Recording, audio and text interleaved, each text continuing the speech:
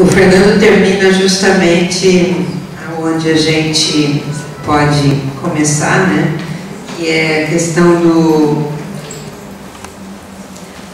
não sermos ingênuos em relação ao uso da tecnologia, né? E a gente está falando disso também no nosso trabalho, né? Então, eu e a Nádia preparamos em jogral aqui, e é bem saído. Então, ensaio por e-mail. Você quer falar alguma coisa para começar, né? Então, a motivação, né, do trabalho, primeiramente, pensamos em... A gente já vem investigando há algum tempo as questões de acesso. A SOL tem um monte de trabalhos nessa área de tecnologia, né? A tecnologia como meio, não como fim.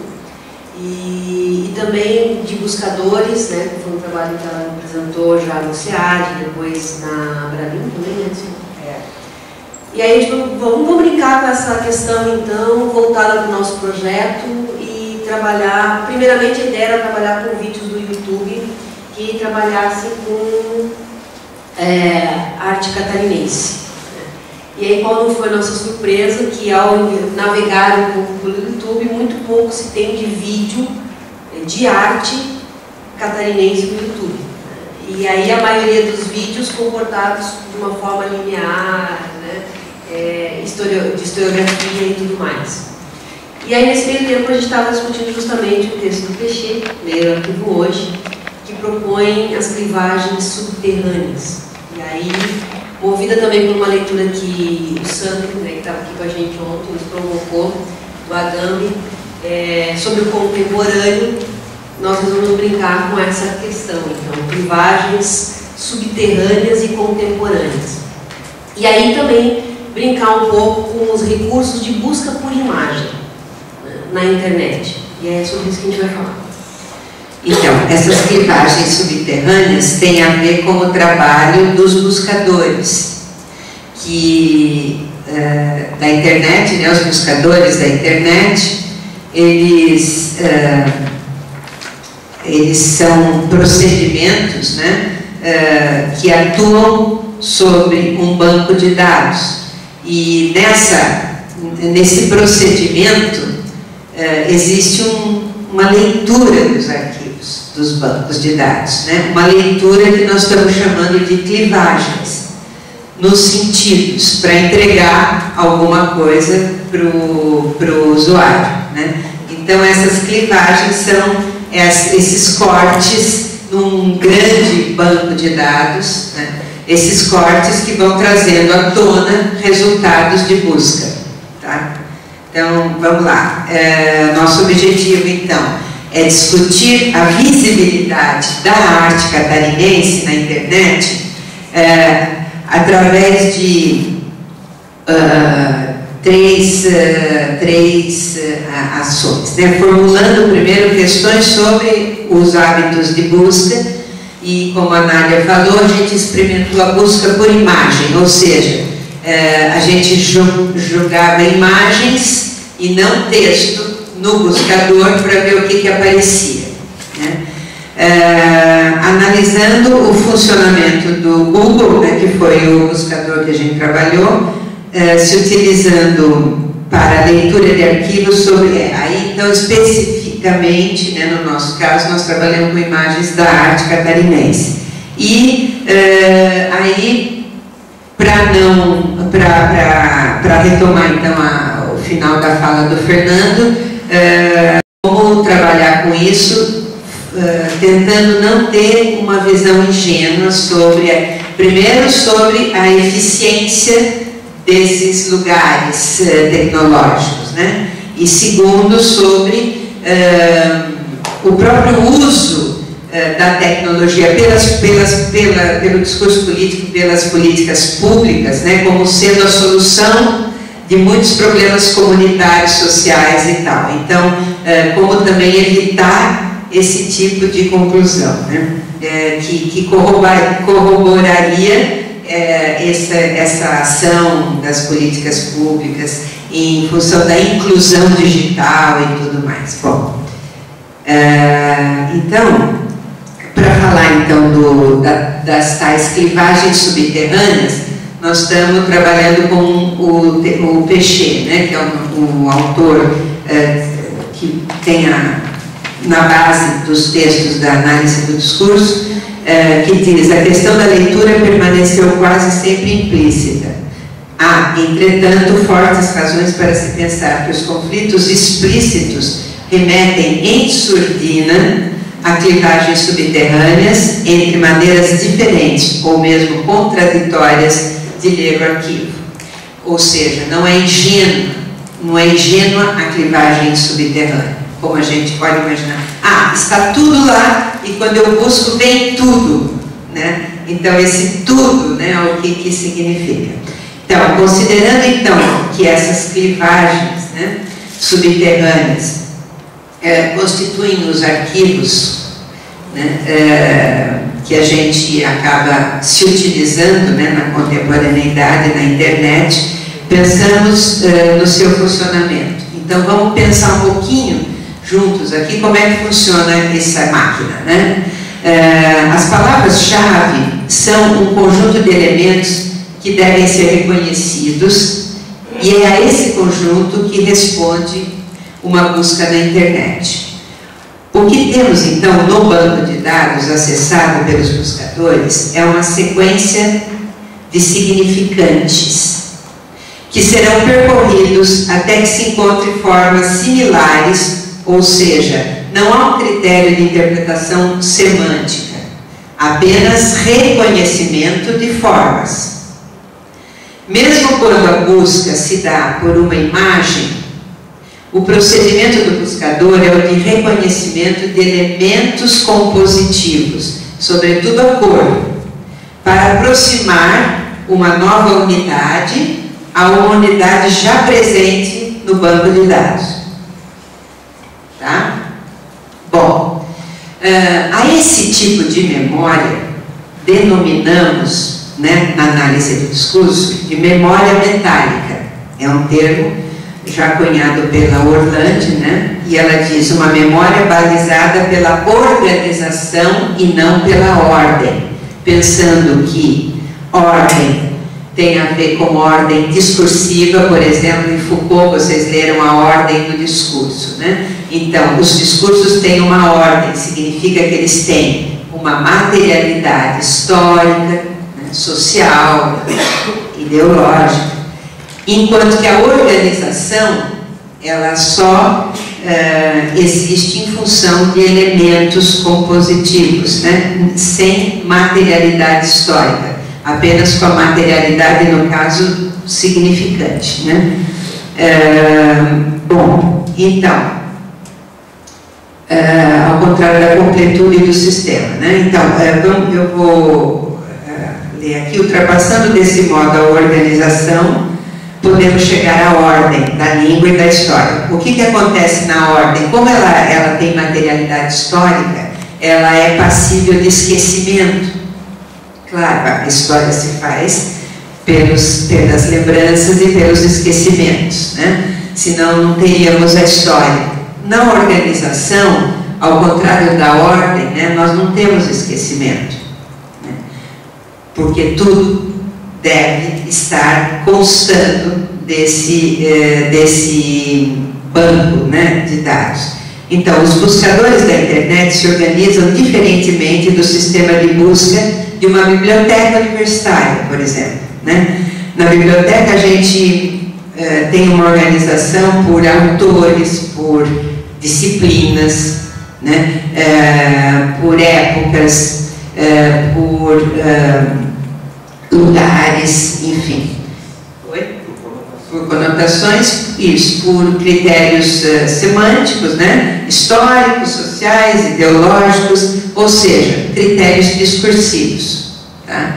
Agora, podemos dizer que os buscadores informatizados se constituem a partir de um critério de organização e não de ordem, elementos significantes, e as bibliotecas físicas por um critério de ordem, né? Elementos significativos.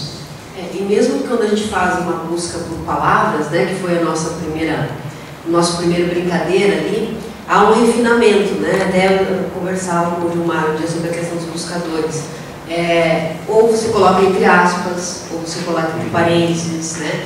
Ou você vai refinando em termos de elementos significantes aquilo que você quer procurar, né? Mas via de regra ele acontece o quê? Ele acessa um banco de dados já determinado, já postado por alguém. Então, diremos ainda que na memória metálica, então, né, aquilo que a gente estava falando, não há equívoco. Ela se organiza por significantes e no seu procedimento não há falha, não há esquecimento. Entre parênteses, tudo que já foi postado está lá. Nada é esquecido. Bom, no entanto, existe algo que nomeamos aqui de cultura digital, própria do funcionamento dos buscadores na internet, produzida em decorrência do acúmulo da memória metálica. Então agora nós vamos ver, entrar aqui um critério que não é simplesmente de organização, não é simplesmente de significantes, é um critério de significação que vai surgir nos buscadores em decorrência do uso, porque os sujeitos se inscrevem aí na hora que fazem as suas buscas.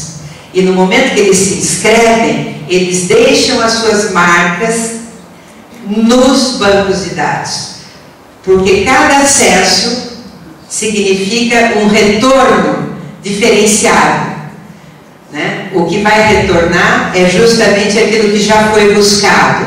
Ou seja, o resultado do buscador já começa a ficar impregnado da presença de um usuário, afetado pela presença de um usuário.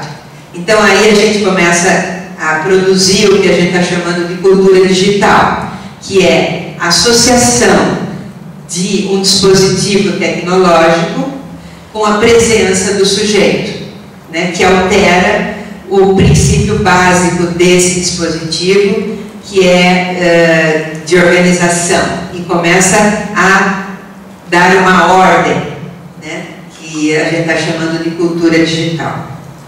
Bom, então, reunindo ciência e cultura, aqui uma possibilidade de pensar o que é cultura digital. Tem trocentas possibilidades de formulação dessa ideia da cybercultura, da cultura digital. Tem livros publicados com esse título, com muita gente falando sobre isso, enfim.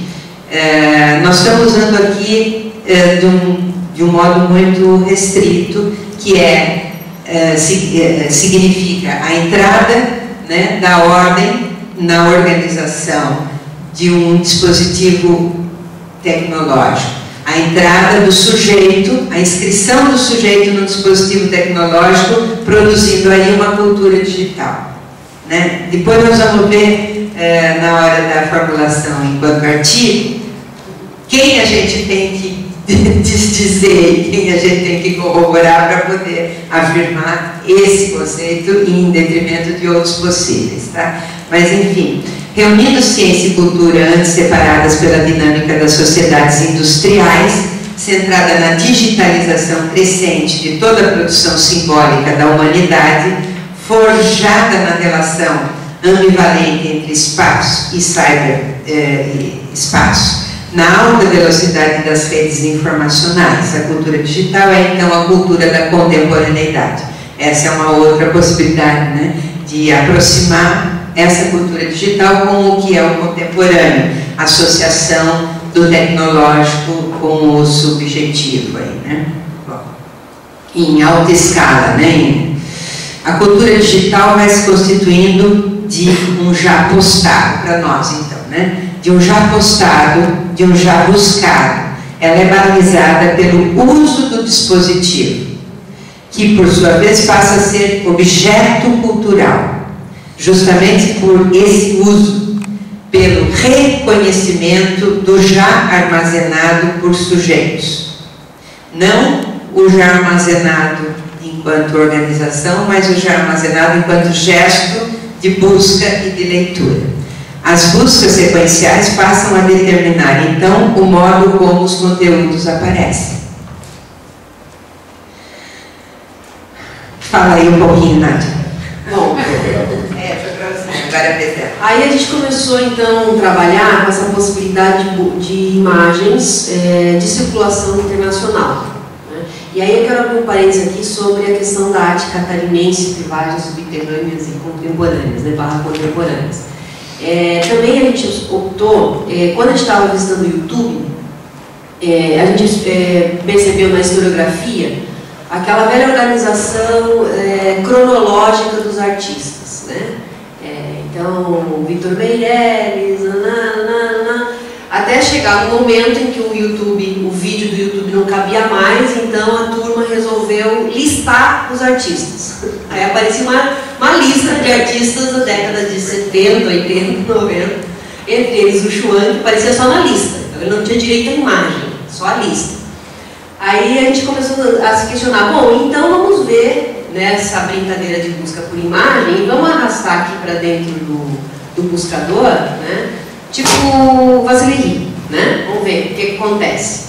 Aí aparece não só a imagem, como o que tem na Wikipedia, o site oficial, as exposições, etc. e tal. Então, de uma circulação maior, mais acessada, portanto, né? E mais disponível. A gente percebeu o seguinte, que o buscador, enquanto ferramenta da cultura digital, ele precisa de um certo número de acessos em sua memória, sendo que ele buscará apenas a base significante. Por outro lado, se busca uma obra de circulação internacional de muitas formas e eventos de publicação. A ferramenta poderá então reconhecê-la por meio, mesmo que apareça um fragmento dela, mas ela vai reconhecer também o artista e o museu, e etc. Por isso podemos chamar de cultura digital, pois nesse caso o resultado é afetado pelo modo de circulação da obra. E aí então houveram outras tentativas de busca. Aí nos perguntamos, vamos ampliar um pouco mais, vamos trazer essa história da arte oficial, né, para ver o que acontece. E buscar, por exemplo, o Lautrec. Só que em vez de buscar uma imagem do Lautrec, a gente recortou um fragmento, que a gente chamou de Joelhos e Lautrec. Proporcionalmente apareceu muito mais coisas do que no recorte que a gente fez pela busca da arte catarinense. Museus, acessos, outras obras, ou seja, uma memória de um banco de imagens colocadas ali à disposição. Isso. E nesse caso a gente recortou de uma obra inteira do Lautrec somente um fragmento, né? E mesmo com esse fragmento, que é o joelho de uma das mulheres do Lautrec aqui, foi encontrada a obra e mais tantas outras informações sobre ele. E isso significa uma quantidade de postagens muito grande e de buscas muito grande, a ponto de já haver na cultura digital, né, ou seja, nas marcas da presença do sujeito em relação a esse tema, muito forte, uma presença muito forte do sujeito, porque trata-se então de uma obra de grande circulação, etc. Ou seja, vocês estão percebendo aí elementos de ordem discursiva. Nós não estamos mais falando só de dispositivo tecnológico, nós não estamos falando só de significante, nós estamos falando agora de uma presença de um sujeito que tem um Lautrec como uma referência na arte e que buscou, né, no Google de muitas formas, postou de muitas formas, justamente pela legitimidade dessa obra. Então isso já está presente no que o buscador consegue fazer, né? Ou seja, ele já está afetado pela legitimidade desse sentido na sociedade. Não é mais um buscador, um mero dispositivo tecnológico. Na hora que ele traz esse tipo de resultado, ele já demonstra-se como objeto cultural. O Google como objeto cultural e não só como dispositivo tecnológico. Não que ele invalide a ordem do significante ali, né? Mas ele amplia isso, né? É disso que a gente está falando. Então, As obras de arte de uma cultura, aí a pergunta é, e as obras de arte, né, sobre uma cultura regional e local? E se pegássemos um recorte de um recorte, né, dessa produção artística aí, que tem pouca circulação, e aí o que resulta em menos eventos de publicação. Assim, uma imagem, mesmo que por inteiro, pode não ser reconhecida pelo buscador, ou seja, colocar o quadro completo de um artista local, né, sem muita circulação na internet. Nesse caso, a memória do buscador não possui um acúmulo, e seus resultados serão fruto apenas da base significante cor-forma, que é o que a gente vai ver aí. Aí a gente aproveitou algumas imagens que a gente tinha da exposição itinerante do Contestado, com artistas locais, Canoinhas, Porto União, né, União da Vitória, Bituruna. Né. E aí o que a gente tem de imagem, dá para apagar a luz aí, Léo, para mim, por favor, sem perder a carteira?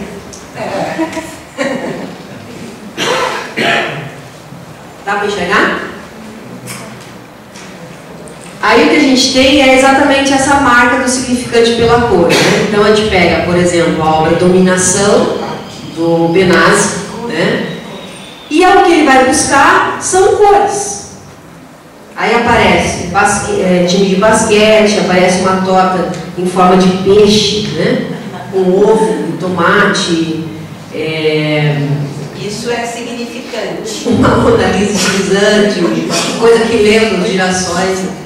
Ou seja, é a cor que vai determinar o que ele busca, e não essa memória de acessos, ou blogs, ou sites relacionados ao artista. Não é uma memória histórica nem discursiva, né? Portanto, nenhuma cultura não se configura ainda numa cultura digital, né?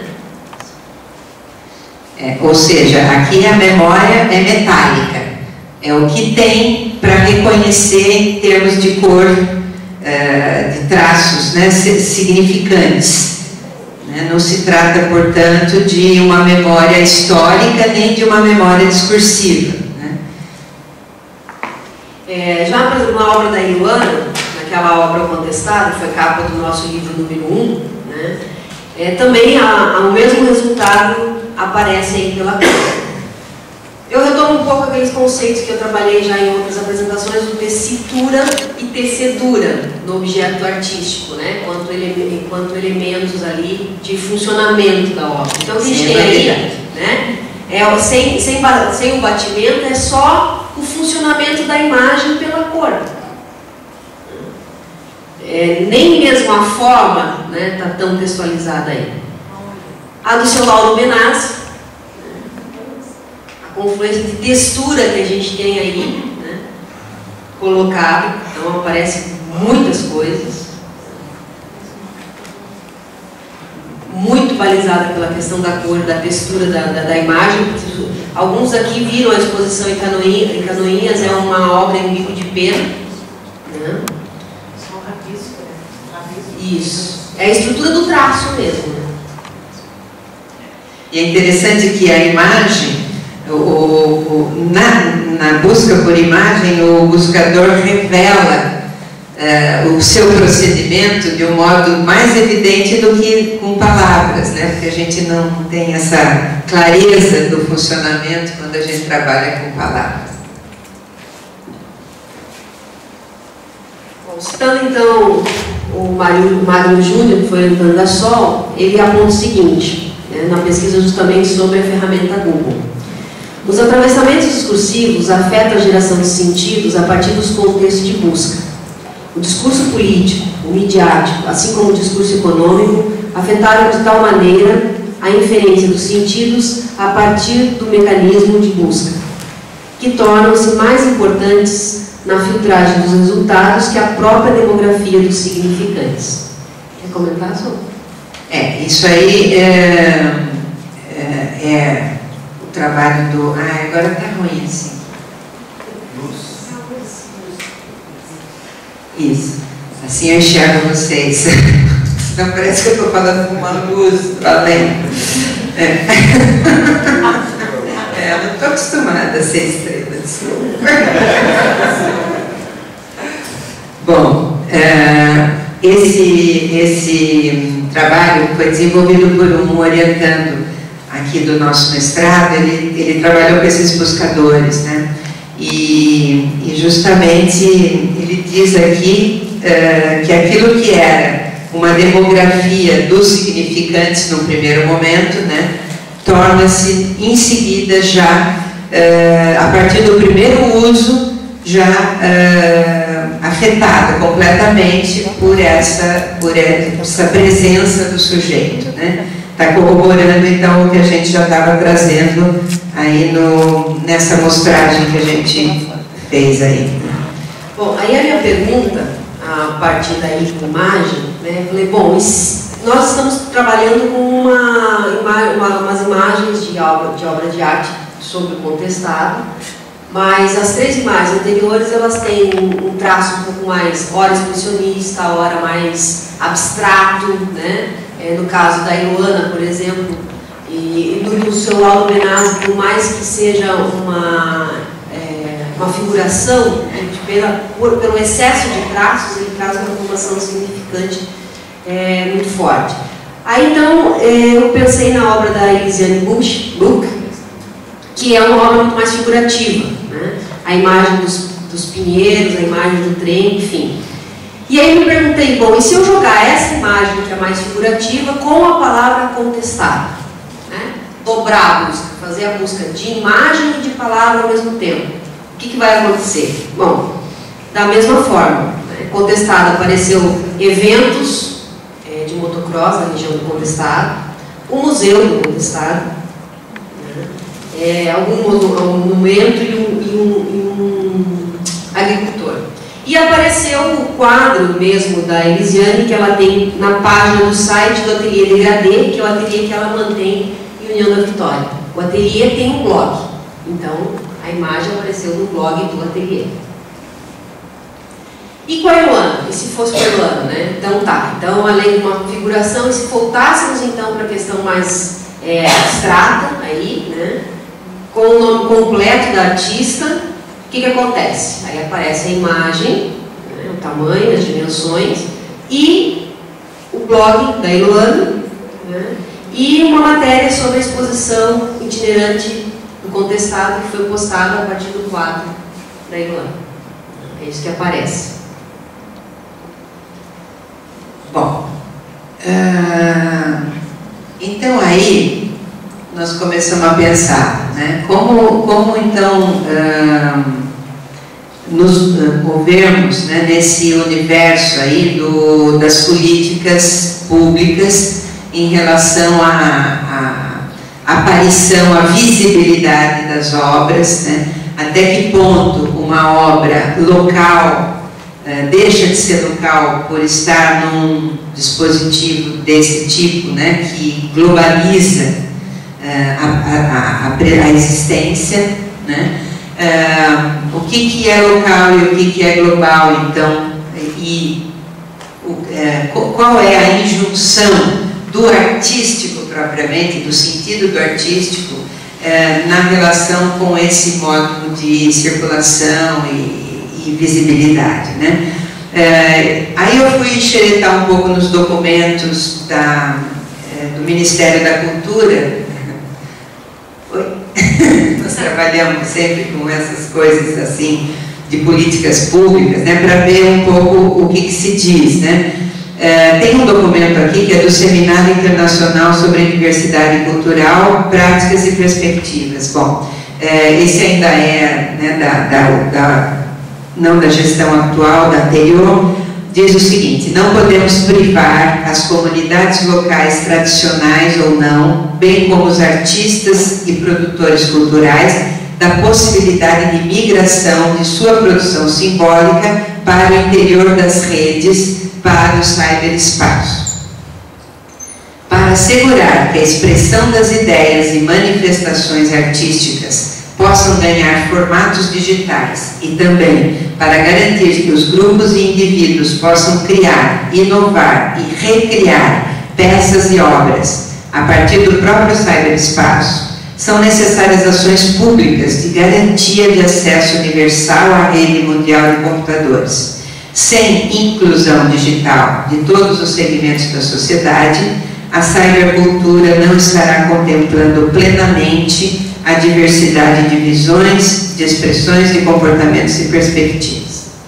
Bom, agora nós chegamos num lugar de contradições, né, de muitas contradições, porque, enfim, nós temos então um resultado de busca aí que vocês acompanharam, que demonstra que realmente o que não foi postado, né, o que não foi publicado, o que não tem um blog, o que não tem uma exposição itinerante, não é publicada na internet, né, não aparece, né, não é visível globalmente por um instrumento como o Google, né? Então, nós vimos a dependência disso, né, para poder ser visível, e estamos vendo agora que isso enseja automaticamente um discurso de uma política pública que fala, bom, então vamos incluir os artistas numa cultura digital. E daí se parte para dizer, no mesmo trecho, que isso servirá para indivíduos criar, inovar, recriar peças e obras no cyberespaço. Ou seja, é um salto imenso dado em uma frase, né? Porque uma coisa é fazer arte, outra coisa é dar visibilidade à arte, né? Então, de repente, de uma coisa já se passa para outra. Do que é meio, já se passa para fim, numa frase. E é essa contradição que a gente quer discutir, né? Justamente ontem já foi apresentado pelo Sandro, né, essa questão da técnica, né, enquanto meio, a contradição da técnica enquanto meio e enquanto fim, e nós estamos trazendo para a discussão da tecnologia a mesma contradição. Isso é meio ou isso é fim, e até que medida é meio e até que medida é fim. Até que medida nós nos definimos na cultura digital enquanto sujeitos, e até que medida a gente se define fora dessa cultura e se insere nela como meio para uma visibilidade necessária, né? Bom, então, concordamos que a visibilidade de uma obra de arte na contemporaneidade, como a gente viu nas buscas que fizemos, tem relação com seus eventos de publicação na rede. No entanto, queremos, por uma questão, pôr em questão a injunção, inclusive do discurso político nessa conversa, né? Particularmente de políticas públicas no contexto da produção artística. Ou seja, será possível falar em inclusão no caso da produção artística, local, contemporânea, e agora ainda citando, né, para garantir que grupos e indivíduos possam criar, inovar, recriar peças e obras a partir do cyberespaço? Aqui nós estamos trazendo uma citação do Agamben, né, italiano contemporâneo, que diz, né, aquele que, falando sobre a arte, ele diz, bom, a arte contemporânea e o contemporâneo, né, é aquele que fraturou as vértebras do seu tempo, ou ainda o que percebeu a falha ou o ponto de quebra. Ou seja, é aquele que está na contramão da cultura vigente, né? Para ser contemporâneo é preciso estar na contramão do que é o contemporâneo para a grande massa, né? Então, no entanto, como vimos, a base da cultura digital é o já dito, o já postado, o que impossibilita, por definição, o novo sentido, o sentido polissêmico, o que seria constitutivo da arte e do contemporâneo. Então, como produzir arte na cultura digital, se ela depende do já dito? Ela é o já dito, ela é o já postado, ela é isso, é essa sua matéria. A sua matéria é significante no primeiro momento e uso desse significante no segundo momento, ou seja, não tem nada de novo, realmente novo ali. né? Os sentidos, eles reaparecem na medida em que eles já apareceram na outra mão, né? E se a arte e o contemporâneo dependem do novo, como que pode pensar em criar o novo e o contemporâneo numa cultura digital, né? Bom, agora, para terminar, a gente tem dois conceitos em análise do discurso: formulação de um lado, circulação de outro, né? Então, significa dizer que, se por um lado a cultura digital pode abarcar a obra local, fazendo-a aí circular, é a cultura local que lhe confere o sentido de contemporaneidade na sua formulação. Uma das condições para a arte ser contemporânea está exatamente em não ser globalizada, então, na sua formulação, sendo universal na sua regionalidade, né? Nós estamos falando então de formulação e não de circulação. E terminamos então propondo a seguinte conclusão preliminar para discutir com vocês, né? Se por um lado é desejável que as políticas públicas promovam a inserção da produção artística local na cultura digital enquanto processo de circulação, por outro lado, elas não podem determinar a forma da produção artística contemporânea, sua formulação, uma vez que essas se define por nascer e viver a revelia das políticas.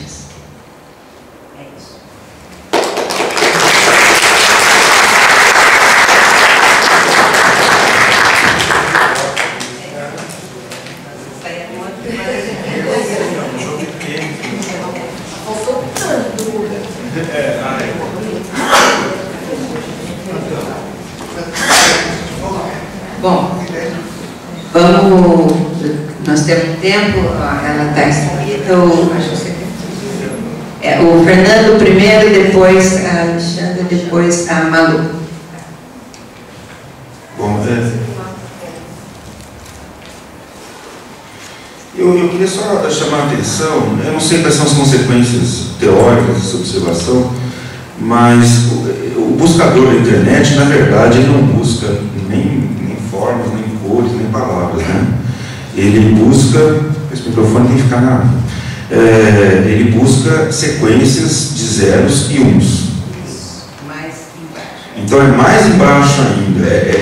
Não existe um significante original, no sentido que tem um original do qual partir. Não, você tem uma sequência numérica de só 2 números, só 2 dígitos, tá? E outro comentário que, de certa maneira, já foi colocado aqui, mas quando você bate qualquer palavra, imagem que seja, num buscador, em parte, o que vai aparecer para você depende do...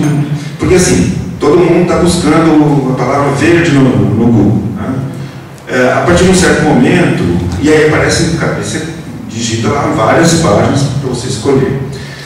E às vezes são até milhões de páginas, né? Então, como é que você pode escolher? Na verdade, as páginas que são mais selecionadas vão ser as que vão aparecer em primeiro lugar. E aí, mais necessário. Então, só contribuindo, né, reforçando a proposição da Solange e da Nádia, de que realmente entra um fator cultural aí, nesse negócio que começa com zeros e uns, né? Interessante. Bom, por enquanto é só isso.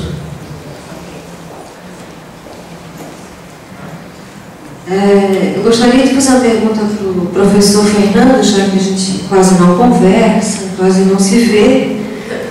Professor, como resolver o conflito entre natureza e técnica? É uma discussão, é uma crise daquilo que ainda estamos tentando definir como pós-modernidade?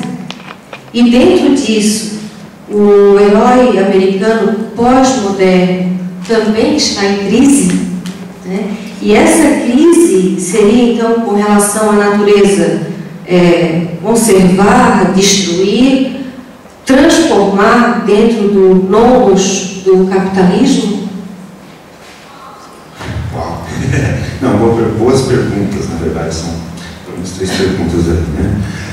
Bom, a questão do conflito natureza e tecnologia, ou natureza e civilização,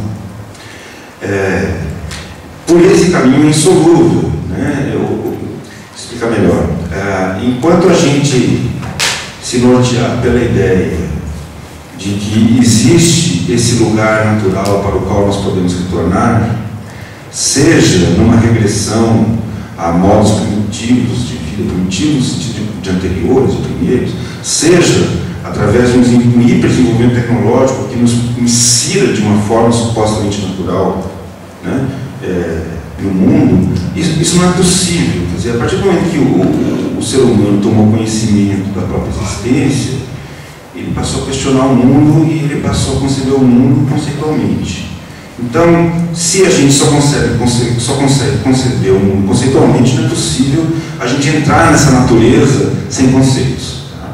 Então, eu acho que o caminho teria que ser outro, teria que ser partir de uma aceitação de que somos, ao mesmo tempo, originários da natureza, que nós somos absolutamente dependentes da natureza, todos inseridos nela, mas que a gente tem uma ruptura intransponível. Então, a gente teria que achar um outro caminho para resolver esse conflito. Talvez a gente esteja num momento histórico em que essa questão tem que ser resolvida de forma mais urgente mesmo, porque o capitalismo depende dessa exploração contínua da natureza, até por causa da sua base, ainda da herança do projeto iluminista, dessa crença de desenvolvimento industrial, tecnológico. Exemplos disso foram, eu nem lembro como é que chama, o projeto. Nos Estados Unidos eles fizeram uma espécie de imensa bolha, onde não havia nenhuma troca com o meio exterior, era para simular, por exemplo, uma habitação na Lua, ou em Marte, ou qualquer coisa assim. Então eles plantavam a própria comida, mas não podia entrar nada. Esqueci, ficou famoso nos anos 90, 80, e fracassou, não conseguiram. Tecnicamente ele fracassou, não conseguiram manter vida por tempo prolongado sem troca com o meio externo. Mas isso também era uma metáfora, foi entendido como uma metáfora de um esforço extremado de higienizar a natureza, né? Então a gente cria um ambiente totalmente artificial, onde a natureza vai prosperar de forma natural, né? Então esse caminho não dá. E nós estamos chegando num momento em que está coincidindo uma grande crise econômico-financeira do capitalismo, que vem junto com uma crise de superprodução, enquanto está ficando cada vez mais claro que o planeta já está batendo no seu limite de matéria-prima, de possibilidade de fornecer matéria-prima e até ambiente para a gente viver. Como é que esse conflito vai se resolver no plano concreto, no plano da realidade, eu não sei, provavelmente de forma violenta. No plano simbólico, o que eu começo a ficar atento é para ver nas narrativas, no meu caso, principalmente de cinema, de literatura também, como narrativas mitológicas, como é que elas estão, se é que elas estão já, de alguma forma, expressando esse momento que a gente está vivendo. Eu acho até que essa mudança no herói do Avatar, talvez, eu preciso investigar isso com calma ainda, mas talvez já seja um sintoma dessa incapacidade de sustentar o mito do destino manifesto que a sociedade americana está enfrentando agora, né? Então talvez, não sei se essa vai ser a única forma de manifestação desse conflito que está surgindo, né? Mas para mim, me parece que o jeito que o Cameron achou foi de não ceder espaço do imperialismo do americano, do herói, da civilização branca, etc., para não a natureza, não os povos da natureza, mas da floresta, mas para os outros povos, os outros não americanos, o resto do mundo, porque essa é a metáfora subjacente a quase todos os filmes hollywoodianos, né? Existem os Estados Unidos e o resto do mundo, né? Então, o esforço que eu vejo nesse filme, em cima dessa preocupação, é dar um passo além, no sentido do imperialismo e da colonização. Agora, não só nós vamos dominar vocês, não só nós vamos ser o exemplo de vocês, nós vamos ser a própria alma dos povos conquistados. Para onde isso vai, eu não sei, não parece um lugar bonito. No plano simbólico, vai ser interessante acompanhar, eu acho. Posso dar uma palhinha aí? Então,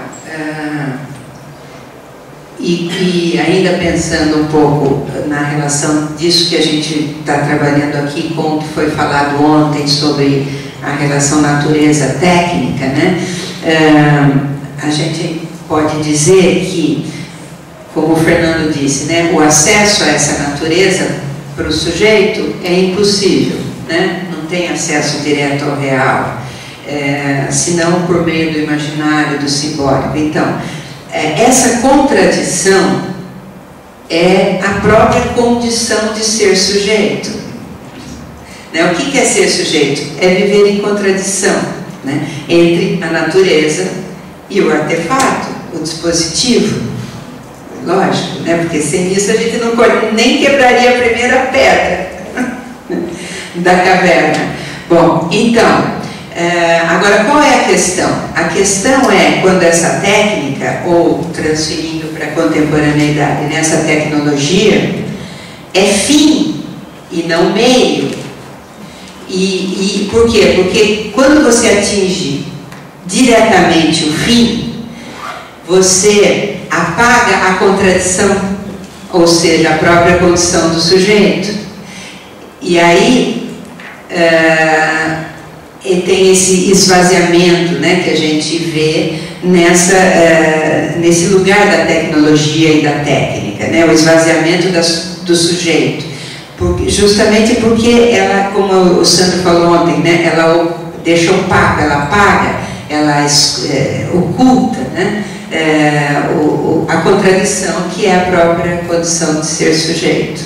Né? Então, enquanto a gente mantém a tecnologia técnica como meio e consegue ver essa contradição, né, eu acho que tá tudo bem. Né? O problema é quando a gente não enxerga mais, que a gente acessa diretamente o fim, né? E confunde uma coisa com a outra, acha que aquilo está sendo um meio, quando aquilo já está sendo um fim que te apaga como sujeito, né? Que te desloca. Né? É isso, né? O capitalismo. Um comentário rápido sobre isso, lembrando o McLuhan, que o meio, a mensagem, significa que o meio condiciona o nosso pensar e o nosso agir. Então, a partir do momento que a gente começa a fazer, por exemplo, pesquisa sobre a arte na internet, através de buscadores, a nossa própria perspectiva da arte muda em relação ao que era antes, quando a gente ia numa biblioteca ou no museu, por exemplo. Mais perguntas? Malu e Nádia depois. De alguma maneira, a professora Solange já deu encaminhamento a uma pergunta que eu te faria, professor Fernando. Mas ainda em relação ao Avatar, eu não vi o filme, né? Então eu não tenho informações sobre ele, salvo isso que a gente assiste dos comentários. Mas com relação ao Avatar, né? Já há algum tempo, e por uma questão até de TCC que nós temos lá na UNC, que está abordando eu tenho uma indagação assim, como que o ser humano pode se posicionar no mundo que o coloca numa possibilidade de ele se projetar numa imagem que não é, ou seja, eu me construir alguma coisa que eu gostaria de ser e que eu nunca serei. O efeito, o impacto tem isso na sua questão de humanidade mesmo. Aí a gente se recorta para a questão da violência, do significado da vivência humana, das relações físicas, corpóreas, né? Quando eu me isolo disso tudo e eu tenho a possibilidade de viver num mundo irreal, que não é real, criado por mim, e como que isso vai ficando para...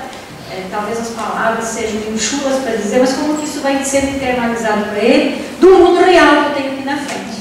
Ou seja, que ele está me encaminhando para eu renegar a violência, eu renegar todo tipo de manifestação de não aceitação da diversidade, por exemplo, se ao mesmo tempo eu tenho acesso direto ao mundo que eu gostaria e eu me faço um ser humano diferente, ou pelo menos ali eu me projeto.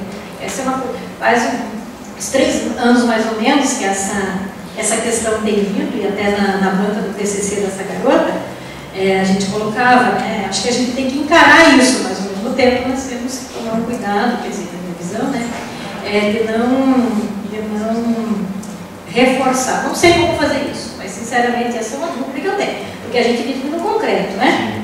Aí temos que recriar a humanidade num meio que eu posso me projetar na realidade. Para a dupla, né, algo que me chama da dupla na Sol, né, Nádia Solange, é uma coisa que a fala de vocês veio na Sol. Veio um ponto com uma matéria que vi hoje pela manhã. E assim, a gente sempre sabe que nós tivemos muita restrição de chegar no lugar em que a arte esteve exposta. Né? Ela esteve concentrada nos museus, como é que a gente fala quando é pessoal? Nas galerias, etc. E eu acho que o fato de elas estarem depositadas, as suas imagens, no meio de acesso, facilita esse acesso, né? Mas também ela restringe. Só que hoje pela manhã eu ouvi, por exemplo, que comunidades de Santa Catarina já começaram a acessar a internet e o efeito que você tem no cotidiano delas, né? Agricultores de Piratuba, não sei se vocês viram, que ninguém acordou cedo, mas eu vi. Bom, essa é uma coisa. Agora, assim, como que esse acesso que é mecânico, né? Ele é mecânico, ele vai me ajudar a compreender o que essa mensagem exposta, por exemplo, no quadro da Luana, tenha a ver, que talvez na presença física é diferente, eu não sei, né? Mas se isso poderia ter uma diferença, o contato mecânico, a distância, com a presença física perante a obra. Né? Se o significado que isso tem, essa mensagem tem, pode ser diferente ou não. Quem sabe a Nádia já apresenta primeiro. Tem também. Bom, foram 2 perguntas, na verdade, uma para mim e outra mais para a Sol. Né? Posso fazer antes a minha para responder? Claro. Tá.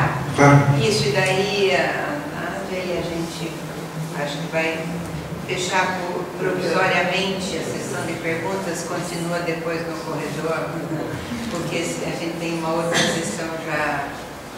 Fernando, é o seguinte, o conceito de avatar, a cybercultura, ela está se apropriando de um conceito religioso, hinduísta, budista e próprio católico, que avatar significa recebimento de espíritos, ou transformação de espíritos.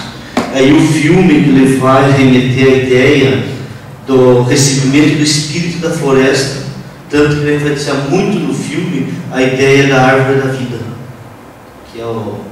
Sim. Né? Eu vi que o teu discurso levou muito para o anti-americano, a tecnologia, a arma, e eu não vi isso no filme, porque o filme ele vai remeter muito Platão, no livro Inferno, a ideia da imortalidade da alma. As coisas voltam e a vida sempre, os espíritos são recebidos novamente no ciclo da vida. Vamos colocar assim, né? E aí essa natureza, parece que, acho que é Heráclito que diz, a natureza ousa se esconder, então ela tem que ser redescoberta a todo instante, a cada passo que ela está dando. Aí você define o mito, né? Quando você define o mito ali, por exemplo, do Buffalo Bill, eu não vejo como um mito aquela história, mas como uma saga. Então, tem uma diferença enorme entre mito e saga, né? Essas ideias. Então eu gostaria que você me falasse como que a cybercultura se apropria de um conceito totalmente religioso e ela não consegue explicar isso. Parece que ela não consegue explicar, né? E para Nádia, para Sol, essa memória metálica dentro do cyberespaço que você fala, e a Nádia, essa cultura moderna do Ctrl+C e Ctrl+V nesse espaço digital aí do Google mais moderno? Como que você vê isso? Faz a Nádia também? Acho que sim,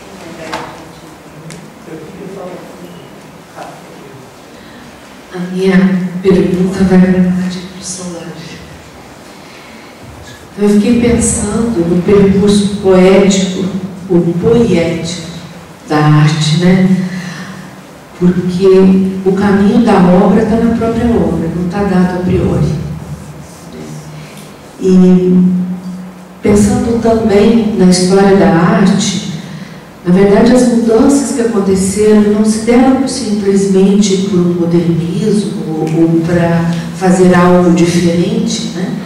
Mas as transformações da arte se deram sempre por problemas impostos ao artista, né? Se a gente pensar, por exemplo, no modernismo, no momento em que há uma ruptura com a tradição, com o clássico, o que resta ao artista senão um grande embate, um grande problema? E é daí que vai gerar uma nova obra. Né? Nós não estaríamos hoje vivendo um novo embate, né? Em que o artista encontraria nesses próprios meios tecnológicos o enfrentamento para gerar uma nova produção, nós estaríamos vivendo aí um novo problema plástico, de certa forma. E a gente percebe também na produção artística contemporânea um hibridismo de imagens. Não seria um caminho, uma possibilidade, um enfrentamento a partir desse hibridismo de linguagem? Na verdade, eu estou aqui só pensando nas coisas que vocês colocaram, porque ficou um pouco, não sei se eu percebi errado, mas eu tive a sensação de que ficou algo assim: está postado, não é mais possível, já está dado, né? E será que isso não seria, então, o enfrentamento que o artista tem?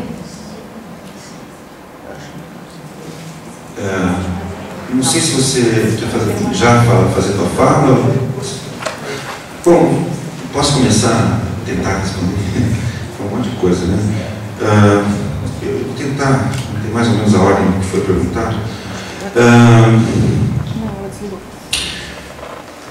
Eu acho que um dos primeiros efeitos, um dos efeitos mais importantes dessas novas tecnologias está sendo nesse nosso viver no mundo, né? No mundo concreto e no mundo simbólico, né? É um efeito de desestruturação muito grande, muito violento, né? Se a gente voltar um pouquinho para já a velha discussão do sujeito, lá pegar o Stuart Hall, né? O sujeito do iluminismo, o sujeito moderno, o sujeito sociológico, pós-moderno,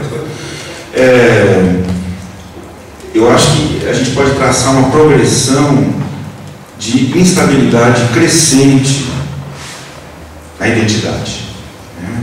Então, por exemplo, uma coisa que me assusta muito são esses negócios chamados Facebook e tudo mais. Porque você entra naquilo, eu nunca entrei, então eu estou falando como você do Avatar, estou falando de fora, mas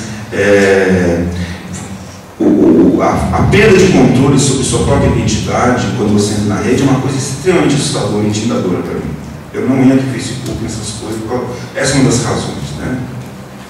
E depois no medo secreto de que alguma coisa vai ser feita comigo na internet. Mas de qualquer maneira, isso se reflete no resto, na nossa relação com a arte. Na verdade, eu acho que é uma mudança paradigmática em todo o plano simbólico, toda a produção simbólica mundial. E como eu acho que a nossa produção simbólica nasce exatamente da nossa necessidade de se pôr no mundo, né? Porque esse mundo concreto ele é agressivo, violento, caótico, etc., a gente precisa pôr ordem, e o jeito que a gente pode pôr muitas vezes é só no plano simbólico. Então, como está havendo uma expansão Eu acho que a ideia de expansão do plano simbólico, né, do universo simbólico, das possibilidades de iluminações e iluminações, tanto a nossa identidade está ficando muito instável, estruturada, quanto a nossa relação com a própria arte e com o próprio simbólico. Tanto é que ele está se questionando a arte dentro, sendo acessada, em caso da tua pergunta também, através ou após essas tecnologias. Em relação ao avatar, bom, vamos com calma. Claro, você pode achar que foi uma saga, você pode chamar de massacre, você pode chamar do que você quiser, mas o fato é que existe uma narrativa recorrente na cultura dos Estados Unidos sobre o ufologia e que é narrada dentro da estrutura mitológica americana. É isso que eu estou dizendo. Tá? E a função é exatamente nesse caso, é transformar num motivo de orgulho, num suposto legado histórico, algo que foi vergonhoso, pelo menos para os critérios de hoje em dia, quando se defende as minorias e tudo mais. E em relação à árvore da vida, pessoalmente eu não acredito em Deus, eu sou judeu, mas eu não sou religioso. Também não estou dizendo que não exista Deus, eu não tenho essa prova. Mas eu não analiso do ponto de vista, portanto, dessas espiritualidades, dessas narrativas religiosas.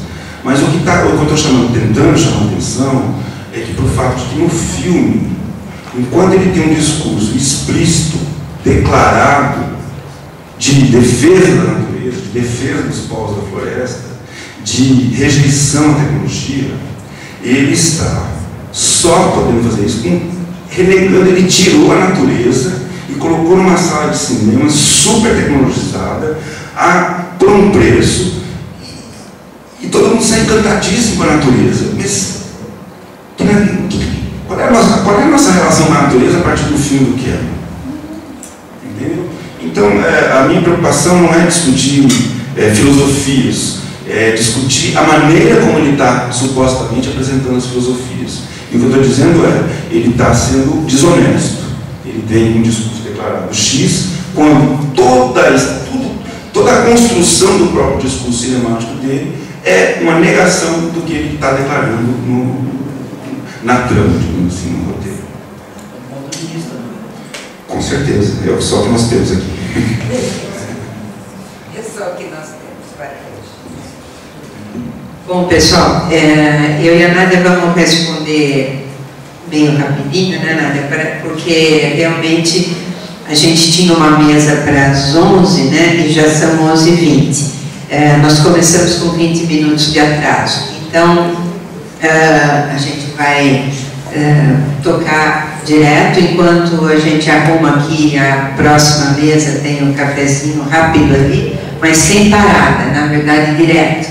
E para que a gente consiga ouvir todo mundo com calma, né? Bom, em relação, aí a Nádia completa, a memória metálica, né? A questão da memória metálica e das condições de produção que a Malu também tratou. Eu acho que dá para falar de um mesmo modo ali, né? O contexto. Quando o contexto é da memória metálica, se muda o sentido, né? Ou quando é fora do instrumento lá do dispositivo, né? Bom, justamente, né, o sentido da obra muda completamente quando ela é encontrada num buscador do que quando ela é encontrada numa galeria, né? Você já está em condições outras de produção desse sentido, né? Você está numa outra ordem discursiva. Acrescentando-se a isso ainda, vem a história da memória metálica, ou seja, aquela condição de produção de sentido do dispositivo, do buscador, nem é uma ordem discursiva, como seria no caso da galeria ou de uma biblioteca onde você vai atrás da obra. Nem tem os elementos da história e da sociedade, né? E da ideologia. Tem elementos que foram postados.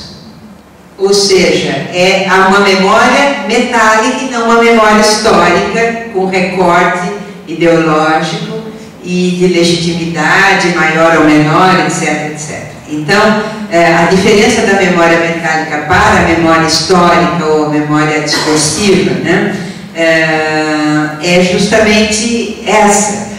A memória metálica não é a memória de um discurso, de uma discursividade, é uma estatística, é uma memória de chamamento por um procedimento tecnológico, né? Matemática, pura matemática. Tá? Então é óbvio que o sentido é outro. Já seria outro se você comparasse a obra numa galeria e a obra num livro dentro da biblioteca. Já seria outro sentido.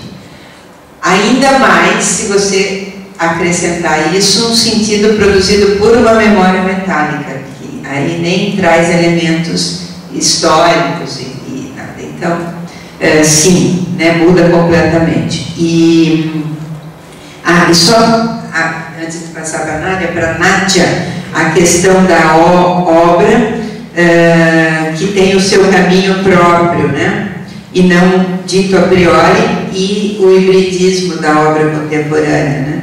Então, esses são os elementos que recolocam o artístico, né, no lugar do contemporâneo.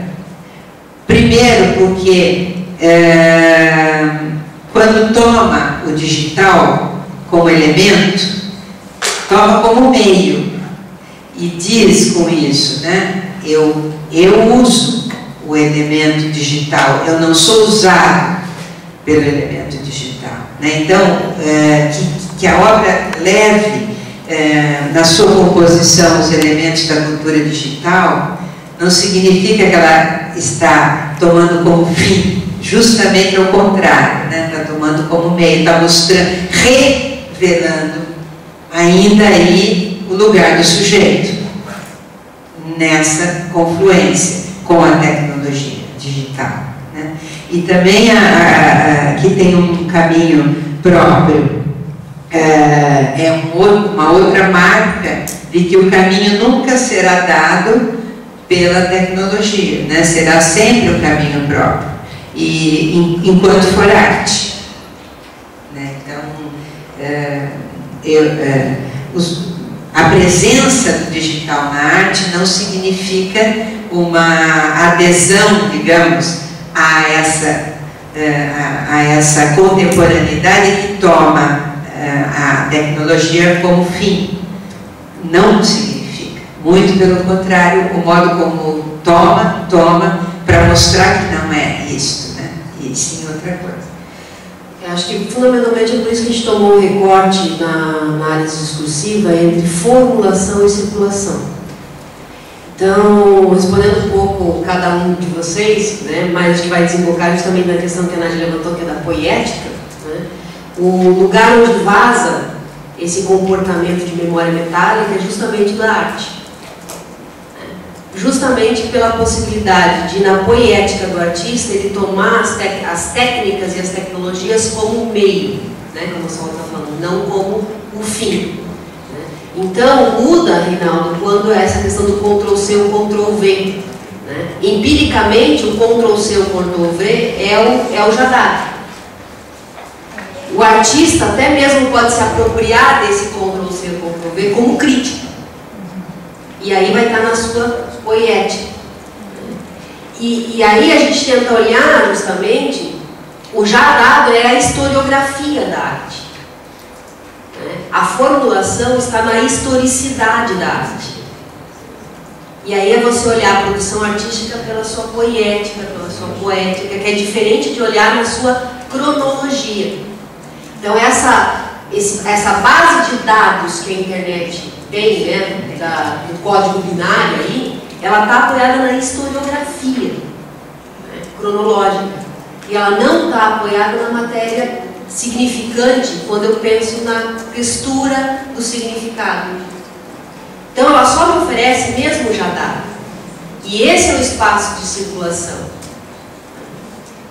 Por exemplo, aí eu fiz brincadeira com o Schwank também, né? Nesse negócio de colocar a imagem, né? Aparece tudo em Guarulhos. Como se o efeito que se produz é que só foi produzido isso. E todo o resto, né? Então, é essa relação de apropriação que na arte se dá de uma forma diferente. E que é no espaço da formulação. Uma formulação não necessariamente pelo código verbal, né? E não necessariamente textualizada aí, né? Mas pelo sensível.